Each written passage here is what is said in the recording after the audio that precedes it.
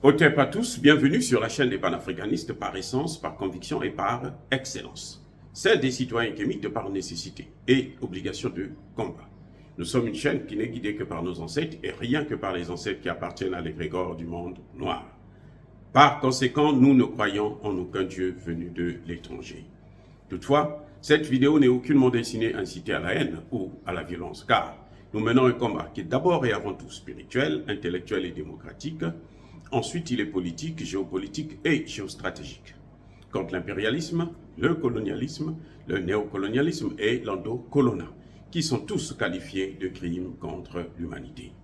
Nous menons ce combat sur la base du principe fondamental que nous avons hérité de nos ancêtres kémites, qui est celui de la Mahat, c'est-à-dire solidarité, vérité et justice. Vous êtes donc en droit de connaître la vérité et nous avons l'obligation de vous dire la vérité, rien que la vérité, afin que justice soit rendue au continent africain. Et ça, c'est notre modeste contribution dans cette noble lutte en faveur de la souveraineté, la dignité, la solidarité et l'unité africaine. C'est exactement ça que nous appelons le panafricanisme. Bien-aimés frères et sœurs, beaucoup de gens disent que le coup d'État d'Oligui Nguema, c'est le coup d'État de la France-Afrique, c'est le coup d'État de la France et le coup d'État d'Emmanuel Macron. Ils vous disent encore que Oligui Nguema, c'est le neveu de Ali Bongo. Par conséquent, il n'y aura rien qui va se faire au Gabon. Par conséquent, ce n'est que déshabiller Pierre pour habiller Paul. Par conséquent, c'est le régime Bongo qui continue sous un autre nom. Par conséquent. Bien-aimés frères et sœurs, je vais vous dire une chose. Monsieur le général Tchiani, que nous soutenons tous, moi en premier, il a travaillé avec Issoufou, il a travaillé avec Bazoum. C'est le général Tchiani là, qui a évité 2 coups d'État contre Bazoum et plusieurs coups d'État contre Issoufou. Le même général Tchiani là. C'est lui qui a collaboré avec les Français. Il a travaillé avec les Français. C'est un Français. Vous comprenez? Il sort de l'école française. C'est-à-dire qu'il a été formaté dans le milieu français. Ce sont les Français qui l'ont préparé. Mais aujourd'hui, nous le soutenons. Nous le soutenons pourquoi? Parce qu'il fait la volonté du peuple. Je répète, nous le soutenons pourquoi? Parce qu'il fait la volonté du peuple. Comment nous savons qu'il fait la volonté du peuple? Écoutez bien ma logique. Comment nous savons qu'il fait la volonté du peuple et qu'il faut le soutenir? Parce que ce peuple s'exprime. Ce peuple parle. Ce peuple dit ce qu'il veut. Question. Comment ce peuple s'exprime? Comment nous savons que le peuple veut ceci ou cela? Comment? Par des manifestations. Par des manifestations. Ce peuple se manifeste. Et je vous ai toujours dit, et je vous le répéterai encore, la force d'un chef d'État africain, c'est son peuple. Attendez, je répète. La force d'un chef d'État africain, c'est son peuple. C'est la connexion qu'un chef d'État a avec son peuple qui lui permet d'être efficace vis-à-vis de la communauté dite internationale, vis-à-vis de la France, vis-à-vis de l'OTAN. C'est le peuple qui doit guider. Pourquoi je vous fais cette démarche, cette logique? Parce que on ne peut pas accuser quelqu'un comme ça parce qu'il a fait un coup d'État, parce qu'il porte, à cause du nom, à cause du lien qu'il a, du lien familial qu'il a avec Bongo, donc il fera exactement comme Bongo, comme Ali Bongo, comme Omar Bongo. Non. Ce serait pas intellectuel de faire de telles démonstrations. Vous allez me dire qu'il est riche? Oui. Dans un système où tout le monde pille pour vivre. Si tu ne pilles pas, tu ne peux pas vivre. Quand on vient dans un village où on danse avec un seul pied, il faut danser avec un seul pied pour ne pas paraître ridicule. C'est le cas de Tchani. Vous avez entendu les Français vous dire que Tchani, c'est la corruption, c'est d'abord Tchani. Tchani, c'est parce qu'on voulait l'enlever du pouvoir, c'est pour ça qu'il y a eu des... Ce Oligui là, il avait été envoyé, pendant au moins 10 ans, il était à l'extérieur pour l'éloigner de ce pouvoir-là. Parce qu'on ne voulait pas le voir, parce qu'il y avait des contradictions. Maintenant, Oligui fait un coup d'État. Il sort. La population est sortie dans la rue pour manifester sa joie. Comme nous l'avons fait aussi sur les réseaux sociaux pour dire bravo. Bongo n'est plus. La dynastie Bongo est terminée. Nous avons dit ça. Et je le redis encore. Pour moi, c'était d'ailleurs la priorité. Après, là, on verra. On verra ce qui va se passer après. Mais d'abord, là, Bongo, là, c'est fini. Maintenant que même lui-même, il a avalé la pilule. Il sait qu'il n'est plus chef d'État. Il appelle maintenant à la cohésion sociale, que lui, il a détruit. Maintenant, nous allons voir comment il faut faire. Vous allez voir les réactions. L'opposition, M. Ando Ossa, est sorti. Il dit, vous avez fait le coup d'État, maintenant donnez-moi le pouvoir, moi je vais continuer la suite. Vous voyez comment c'est ridicule? Vous avez fait le coup d'État pour moi. Ando Ossa pensait que Oligui a fait le coup d'État pour lui. Ando Ossa est passé sur les chaînes de propagande françaises pour expliquer que non, ce coup d'État-là, c'est une révolution de palais, donc le pouvoir doit me revenir. Donc ce qu'ils ont fait là, c'est nul et non avenu, il faut me donner le pouvoir. Ando Ossa ne dit pas aux Gabonais que non, bon écoutez, maintenant qu'ils ont pris le pouvoir, voici ce que nous voulons. Il n'appelle pas aux Gabonais qui auraient voté pour lui. Parce que rien ne prouve que Ando Ossa avait gagné l'élection. Attendez, je répète, je reviens. Rien ne nous prouve qu'Ando Ossa avait gagné l'élection. On sait que Ali Bongo a triché par rapport à l'écart qu'il y a eu entre Ali Bongo et lui. Mais rien ne prouve que c'est lui qui avait gagné l'élection. Que les résultats ont été inversés. Rien ne nous le prouve. Et les militaires n'ont pas fait un coup d'État pour contrôler les élections parce que ce n'est pas les élections qui développent un pays.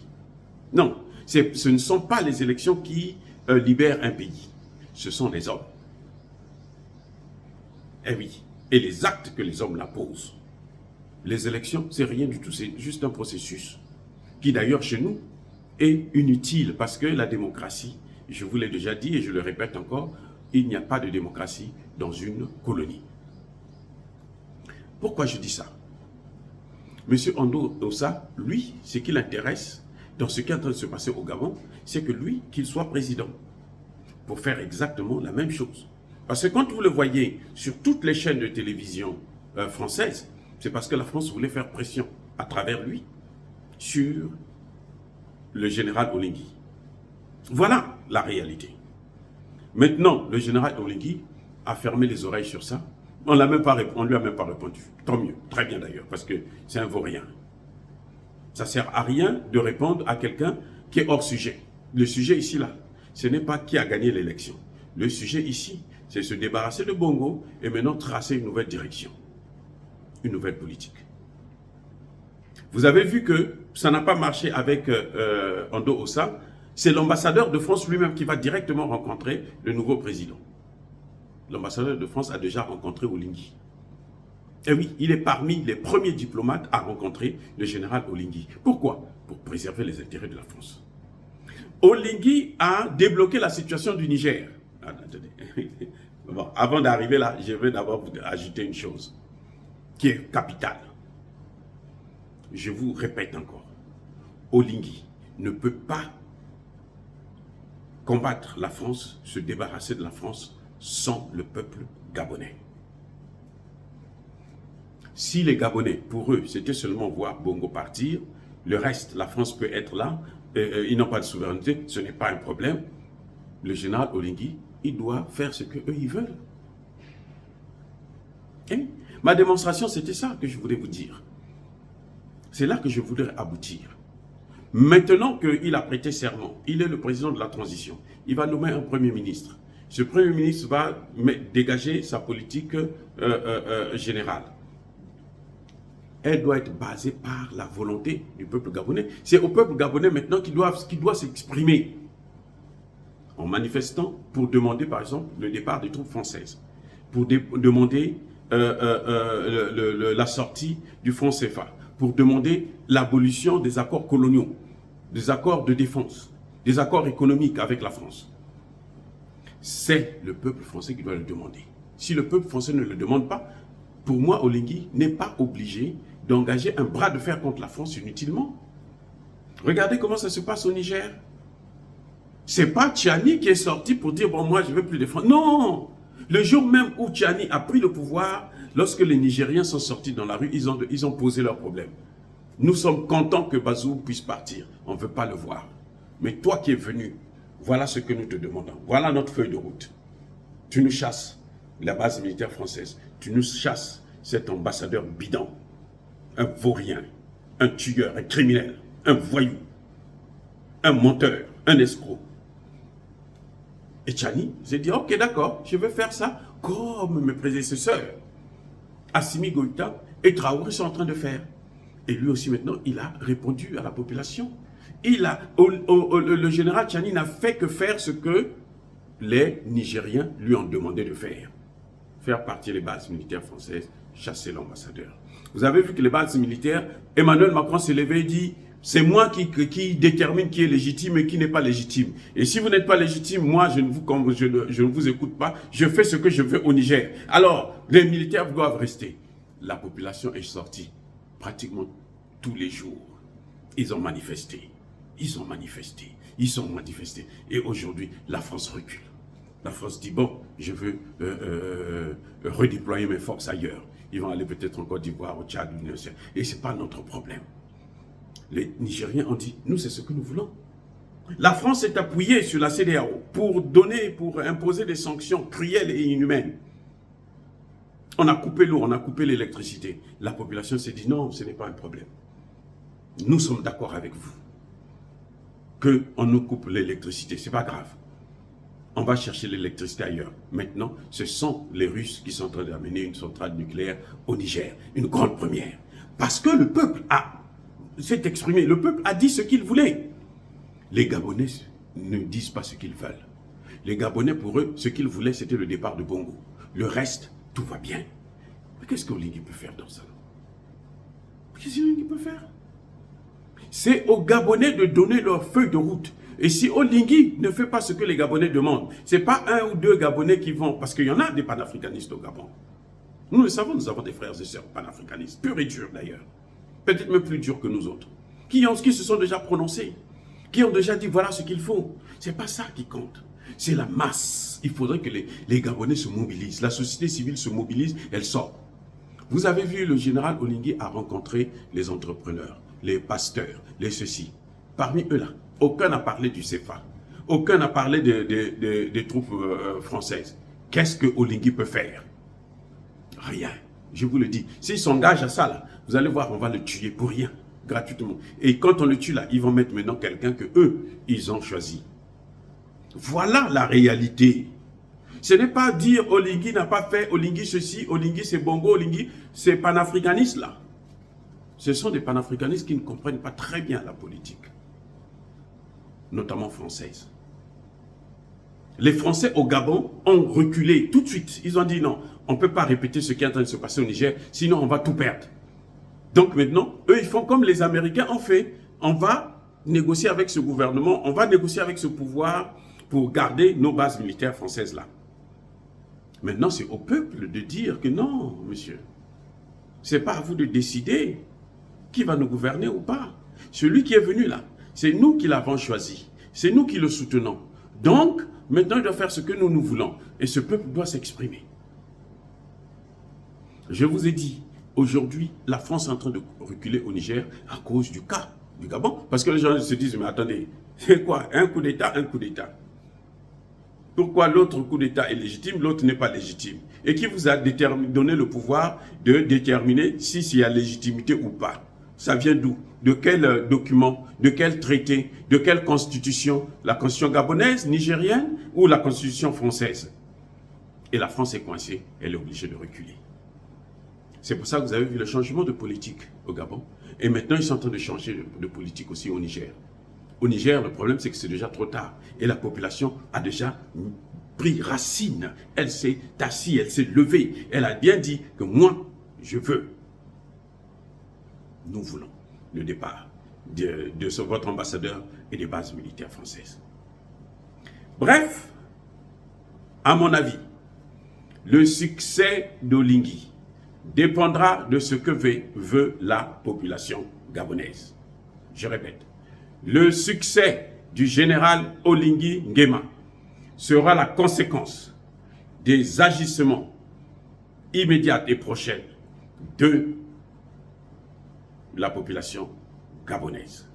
Encore une fois, pour bien comprendre, si les Gabonais veulent le départ des troupes françaises et le changement de monnaie, la sortie du franc CFA, la dénonciation des accords de défense et des accords économiques qui fait que la France puisse piller le pétrole et le manganèse, le bois gabonais, c'est à eux de le demander à Oligui et de se mettre derrière Oligui pour que Oligui puisse avoir la force d'affronter ce monstre, ce Satan qui est Emmanuel Macron et sa clique. Voilà ce que j'aimerais dire. Dire cela, c'est inciter à la haine ou à la violence. Non. Il y a pas colère, il y a malin. Encore une fois de plus, bien-aimés frères et sœurs, soyez bénis, abondamment bénis. Je persiste et je signe par le Dieu des Kémites et par nos ancêtres angélisés. Mais que tous ceux qui persécutent le continent africain le pillent et le déstabilisent, qu'ils soient noirs, blancs, chinois, arabes, indiens ou qui qu'ils soient punis, maudits, foudroyés, neutralisés, effacés, écrasés par ce Dieu des Kémites et par nos ancêtres angélisés. Vive l'Afrique éternelle. Je dis et j'assure.